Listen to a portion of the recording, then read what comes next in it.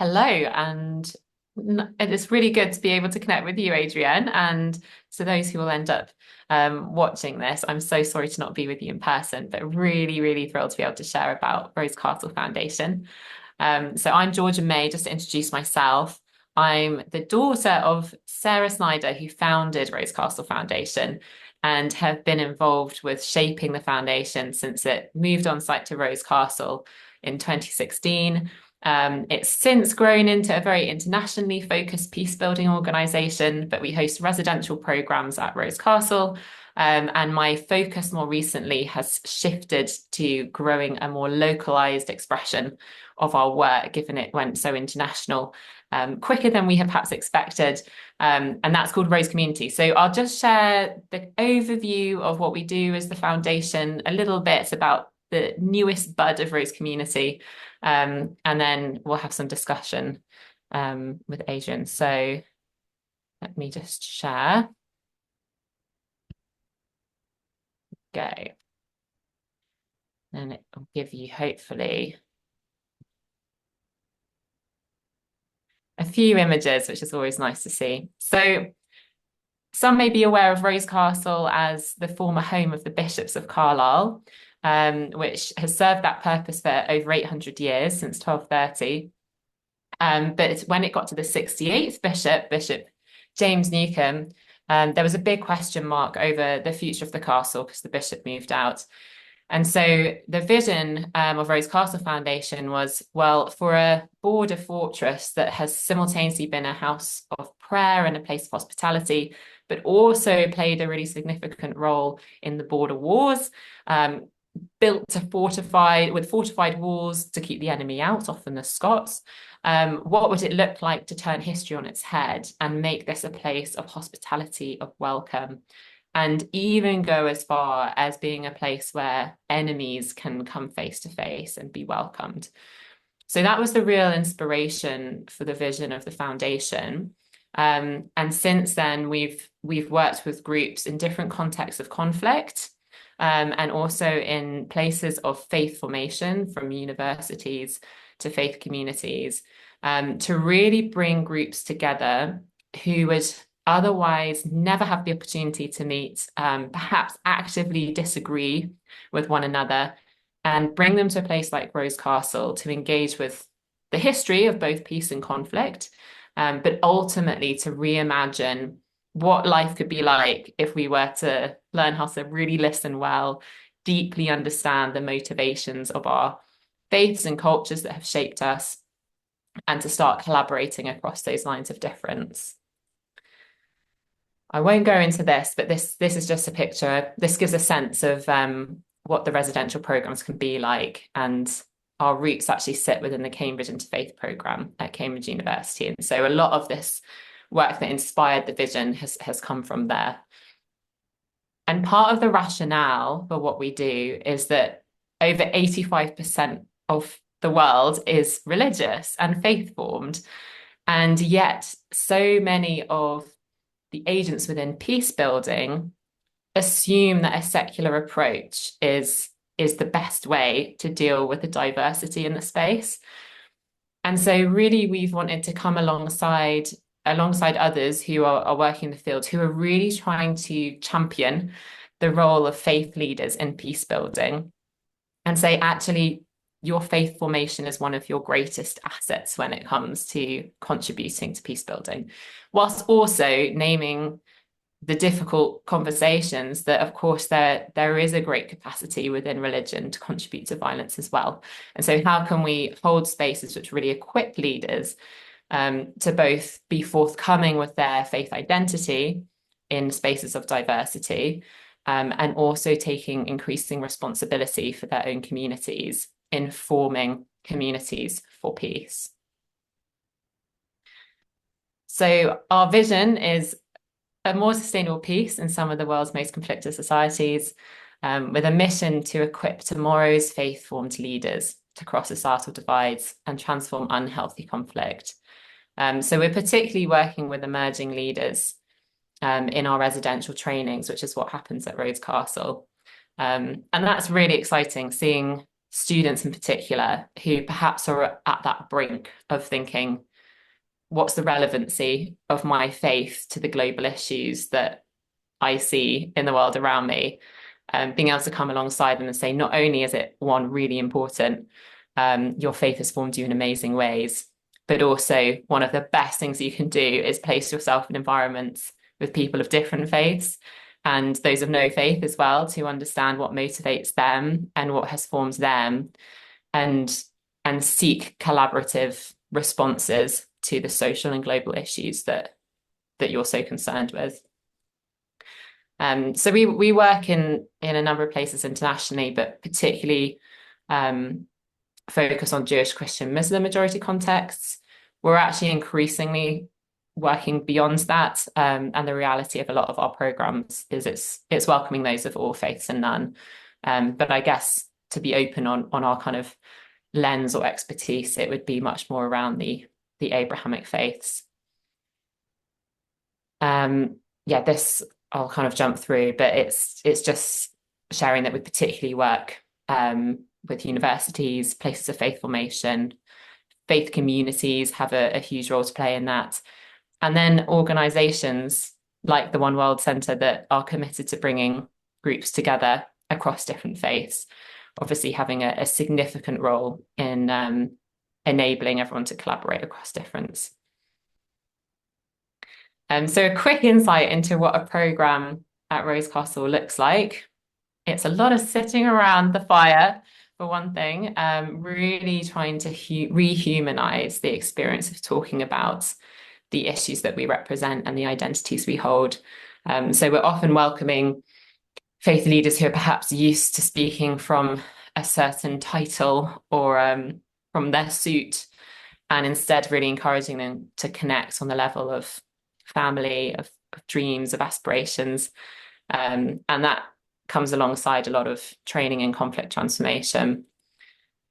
Spiritual practice is a huge role to play in it. So this is the chapel at Rose Castle, and we really encourage different faith groups and cultural groups to share something of their own traditions and expressions within the chapel, whilst holding on to it as a place of Christian heritage and not shying away from that. And part of that is that a big approach that we have in the way that we bring different groups together is what we call deep to deep, and really trying to not lean towards the lowest common denominator approach, but to say, what does it look like to really bring the fullness of your identity into this space, but realizing that others will be doing the same too. So don't shy away from your views and opinions, which often means there are some quite big clashes that happen, but that's exactly the moment that we want to accompany people in, to help them learn how to be present to those clash moments and transform them into opportunities for collaboration. A lot of shared meals. As you're aware, the role of hospitality is just amazing at bringing people together, a really equalizing platform as well, and just a way of rehumanizing who we each are. And then our trainings all gravitate around a process that we call the Rose Way, but really the only reason we call it that is a reminder that there's no kind of one answer to these things. It's a journey that we go on, and we invite people to go on that journey. And the particular journey that we focus on centers around 3 pillars of conflict transformation skills, of a practice called scriptural reasoning, and then 12 habits of a reconciler, which are 12 habits that we've just seen exemplified in peace builders and reconcilers in contexts of conflict over the years that we're particularly curious to learn more about and to share with others. A very brief word on scriptural reasoning, if I may, only because it's so core to our deep to deep approach.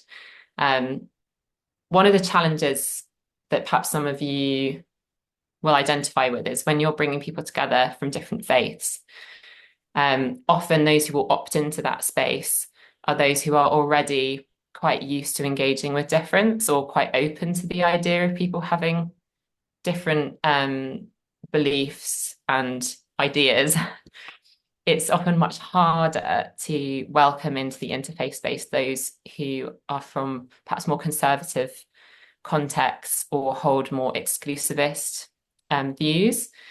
So we found that scriptural reasoning as a practice is an amazing way of engaging more conservative faith communities where you're literally coming together around one theme, but bringing your scriptures.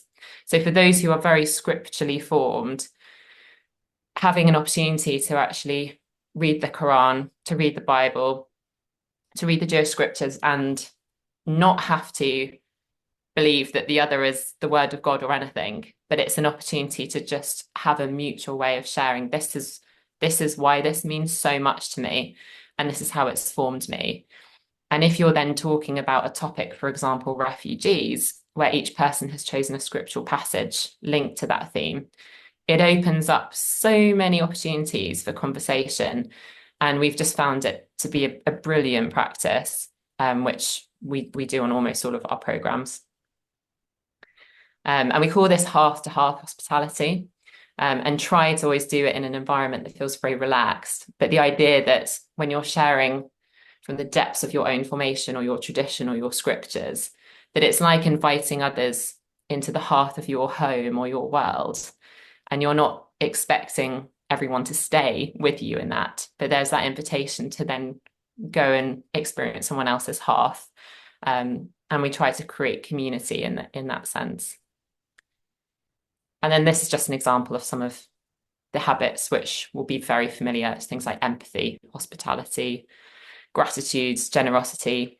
And what's quite helpful with these is that they exist across pretty much all religions and worldviews. And so, they're nothing new. And the idea is not to have this kind of add-on, but more an invitation to go deeper into each of our traditions and to find those values within and have a bit of a shared language around how we might cultivate these habits in our own lives and communities. And then lastly, just to share that from a local perspective, so just to kind of highlight that we work quite internationally, but on the whole, our residential trainings are happening here at Rose Castle. We were doing a lot more in the early years pre-COVID with local collaborations. And since COVID, everything went so digital. And when that started to be restored, we thought actually it'd be really good to articulate more clearly a local expression of the Foundation's work. And that's what Rose Community has become. We've only focused, as of last year, kind of put more energy into really thinking that through. And it's taking on quite an exciting angle, partly because at the heart of it, there is a spiritual community growing, which is really taking these themes of the Foundation and thinking, well, what does this look like in Cumbria? How can we collaborate with local organisations? But then also looking to Rose Castle as an estate to say, well, how can we make the most of what's here to really grow community locally? So from scriptural reasoning groups, which we'd love to get set up again, to community garden projects. So it's a real focus on the environmental care, given the opportunity with the garden, and also a farm that's in need of restoration here. We'd really love to grow that vision with the interfaith community at the heart of it as much as we can. And so really trying to build on what is already here locally to say, let's just make this a celebration of the increasing diversity of Cumbria. And so that's an area that we'd absolutely love to collaborate on as we think that through. And these are just a few images that to give a sense of what Rose Community does on site. There's apple picking days, there's community garden visions unfolding. You can see my son here sweeping out some of the farm on one of the farm days. And that's all intermixed with guests in the corner here. You see an imam and a pastor actually from Nigeria who were in the gardens doing prayer walks and involving themselves in some of the Rose Community activity.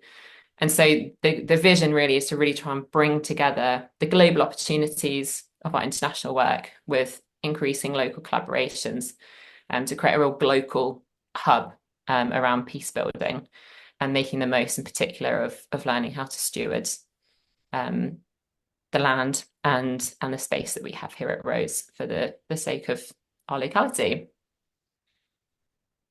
So yeah, these are some areas that I could talk through to collaborate, but perhaps we'll discuss that further afterwards. So I'll stop sharing there, but hopefully that gives a little sense of what happens at Rose and the role of Rose Castle Foundation.